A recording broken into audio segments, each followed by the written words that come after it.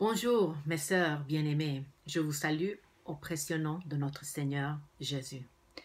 Je vous invite par ce vidéo à faire part de la retraite de femmes francophones de Cape and Ray qui aura lieu le week-end du 30 mai 2020. N'est-ce pas merveilleux que nous puissions nous réunir à travers le web, même si nous sommes renfermés dans nos maisons? Les paroles de Paul en 2 Timothée 2, 8 à 9 me viennent à l'esprit quand je pense à ceci.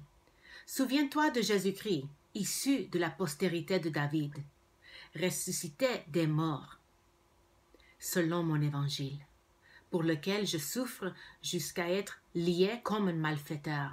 Mais la parole de Dieu n'est pas liée. Certes, nous ne sommes pas emprisonnés pour notre foi, mais il reste néanmoins que nous sommes limités par ce confinement et nous ne puissions pas aller au beau camp de Cape and Ray pour entendre la parole ensemble. Mais il reste toujours vrai que la parole de Dieu n'est pas liée. Alléluia. Le thème de cette retraite sera toujours l'Exode, à la rencontre de Jésus dans le désert. Mais peut-être vous vous dites, pourquoi Exode? En réponse, permettez-moi de vous lire les paroles de l'apôtre Paul en 1 Corinthiens 9, 6 à 12. Or, ces choses sont arrivées pour nous servir d'exemple, afin que nous n'ayons pas de mauvais désirs comme ils ont eu. Ne devenez point idolâtres, comme quelques-uns d'entre eux, selon qu'il est écrit, le peuple s'assit pour manger et boire, puis ils se levèrent pour se divertir. Ne nous livrons point à la débauche, comme quelques-uns d'entre eux s'y livrèrent, de sorte qu'il en tomba 23 000 en un seul jour. Ne tentons point le Seigneur, comme le tentèrent quelques-uns d'entre eux, qui périrent par les serpents. Ne murmurez point, comme murmuraient quelques-uns d'entre eux, qui périrent par l'exterminateur.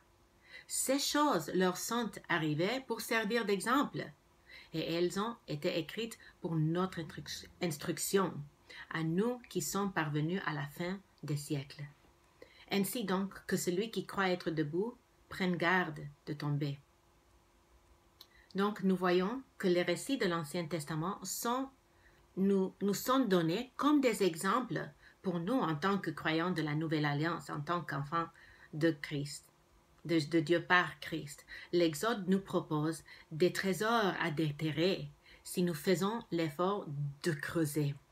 Puis peut-être vous vous demandez, Jésus, dans le livre d'Exode, comment ça? En réponse, j'aimerais vous diriger à la conversation que Jésus a eue avec 2 disciples découragés après sa résurrection sur la route d'Emmaüs. Luc 24, versets 13 à 17 nous dit « Et voici, ce même jour, 2 disciples allaient à un village nommé Emmaüs, éloigné de Jérusalem de 60 stades. Et ils s'entretenaient de tout ce qui s'était passé. Pendant qu'ils parlaient et discutaient, Jésus s'approcha et fit route avec eux, mais leurs yeux étaient empêchés de le reconnaître. Il leur dit « De quoi vous entretenez-vous en marchant ?» Et ils s'arrêtèrent, l'air attristé. L'un d'eux, nommé Cléopas, lui répondit « Es-tu le seul qui, séjournant à Jérusalem, ne sache pas ce qui est arrivé ces jours-ci ?» Quoi, leur dit-il. Et ils lui répondirent « Ce qui est arrivé au sujet de Jésus de Nazareth, qui était un prophète puissant en œuvre et en parole devant Dieu et devant tout le peuple, et comment les principaux sacrificateurs et nos magistrats l'ont livré pour le faire condamner à mort et l'ont crucifié. Nous espérions que ce serait lui qui délivrerait Israël. Mais avec tout cela, voici le 3e jour que ces choses se sont passées. Il est vrai que quelques femmes d'entre nous nous ont fort étonnés, s'étant rendues de grand matin au sépulcre et n'ayant pas trouvé son corps, elles sont venues dire que des anges leur sont apparus et ont annoncé qu'il est vivant. Quelques-uns de ceux qui étaient avec nous sont allés au sépulcre et ils ont trouvé les choses comme les femmes l'avaient dit, mais ils ne l'ont point vu. Alors Jésus leur dit, ô homme sans intelligence, et dont le cœur est lent à croire tout ce qu'ont dit les prophètes, ne fallait-il pas que le Christ souffre ces choses et qu'il entre dans sa gloire? Et commençant par Moïse et par tous les prophètes, il leur expliqua dans toutes les Écritures ce qui le concernait.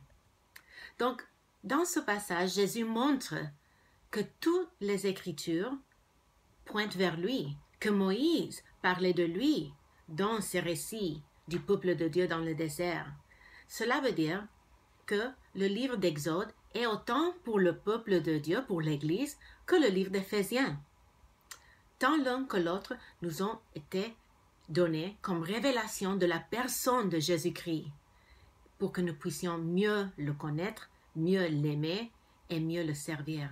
Donc venez avec moi à la rencontre de Jésus dans le désert, à travers une étude du livre d'Exode. Pour tous les détails sur les inscriptions, allez sur la page web de Cape and Ray. À bientôt mes sœurs.